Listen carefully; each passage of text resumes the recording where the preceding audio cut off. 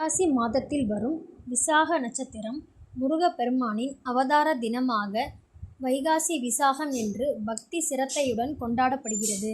இந்நாளில் விரதம் இருப்பது ஆன்மீக ரீதியாகவும் லௌகீக ரீதியாகவும் அளப்பரிய பலன்களை தரவல்லது.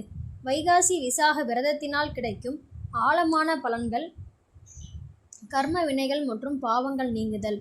மனிதனாக பிறந்த ஒவ்வொருவரும் தங்களின் அறியாமையாலோ அல்லது சூழ்நிலையாலோ சில பாவங்களை செய்திருக்கலாம். வைகாசி விசாகத்தன்று முருகனை நினைத்து உருகி விரதம் இருக்கும்போது நம்முடைய முற்பிறவி பாவங்களும் இப்பிறவில் தெரிந்தும் தெரியாமலும் செய்த பாவங்களும் பனி போல உருகி மறைந்துவிடும் என்பது ஐதீகம். பகை மற்றும் எதிர்மறை ஆற்றல்களிலிருந்து விடுதலை. முருகப்பெருமான் அசுரர்களை அழித்து தர்மத்தை நிலைநாட்ட அவதரித்தவர். எனவே இந்நாளில் விரதம் இருப்பது உங்களை சுற்றியுள்ள வெளிப்பகை, உங்களை வீழ்த்த நினைக்கும் எதிரிகளின் சூழ்ச்சிகள் முறியடிக்கப்படும். உட்பகை, மனிதனை அளிக்கும் பேராசை, கோபம், பொறாமை, அகந்தை போன்ற குணங்களை நீக்கி மனம் அமைதியடையும். திருஷ்டி தோஷங்கள், செய்வினை, கண் திருஷ்டி போன்ற எதிர்மறை ஆற்றல்கள் விலகும். குழந்தை பாக்கியம். வைகாசி விசாக விரதம் குழந்தை பேறு அளிக்கும் உன்னத விரதம் என்று போற்றப்படுகிறது.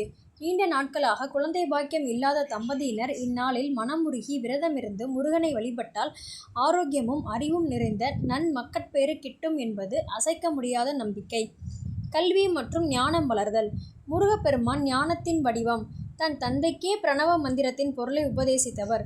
மாணவர்கள் இந்நாளில் விரதமிருந்து முருகனை வழிபட்டால் ஞாபக சக்தி, புத்தி கூர்மை மற்றும் கல்வியில் சிறந்த தேர்ச்சி கிடைக்கும்.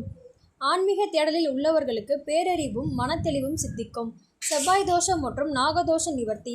ஜோதிட ரீதியாக முருகப்பெருமான் செவ்வாய் கிரகத்தின் அதிபதி ஆவார். ஜாதகத்தில் செவ்வாய் தோஷம் உள்ளவர்கள், திருமண தடை இருப்பவர்கள் வைகாசி விசாக விரதத்தை மேற்கொள்வதன் மூலம் தோஷங்களின் வீரியம் குறைந்து விரைவில் நல்ல வரன் அமைந்து திருமணம் கைகூடும். விசாக நட்சத்திரம் என்பது குரு பகவானின் நட்சத்திரம் என்பதால் முருகனை வழிபடும் போது குருவின் அருளும் சேர்ந்து கிடைத்து நல்வாழ்வு அமையும். தீராத நோய்கள் குணமாகுதல். முருகனின் கையில் உள்ள வேல் அனைத்து துன்பங்களையும் பிணிகளையும் தீர்க்க வல்லமை கொண்டது. தீராத நாள்பட்ட நோய்களால் அவதிப்படுபவர்கள் இந்நாளில் கந்தசஷ்டி கவசம் படித்து விரதம் இருக்க ஆரோக்கிய குறைபாடுகள் நீங்கி உடல் வலிமையும் நீண்ட ஆயுளும் உண்டாகும். வறுமை நீங்கி செல்வ வளம் பெருகுதல். விசாகத்தன்று தான தர்மங்கள் செய்வது கோடி மடங்கு புண்ணியத்தை தரும். இந்நாளில் விரதம் இருந்து ஏழைகளுக்கு அன்னதானம் அல்லது குடை, செருப்பு, மோர் போன்றவற்றை தானமாக வழங்கினால் குடும்பத்தில் உள்ள வறுமை நீங்கி லட்சுமி கடாட்சமும் அஷ்ட ஐஸ்வர்யமும் பெருகும்.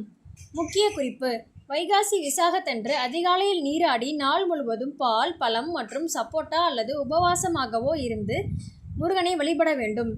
மாலை கோவிலுக்கு சென்று முருகனுக்கு நடக்கும் அபிஷேக ஆராதனைகளை கண்டு வேற்படை வழிபாட்டை முடித்த பின் விரதத்தை நிறைவு செய்ய வேண்டும். முருகா என்று உருகி இந்நாளில் விரதம் இருக்கும் பக்தர்களுக்கு அவன் தன் வேலினை கொண்டு என்றும் துணையாக நின்று காப்பான் என்பது திண்ணம்.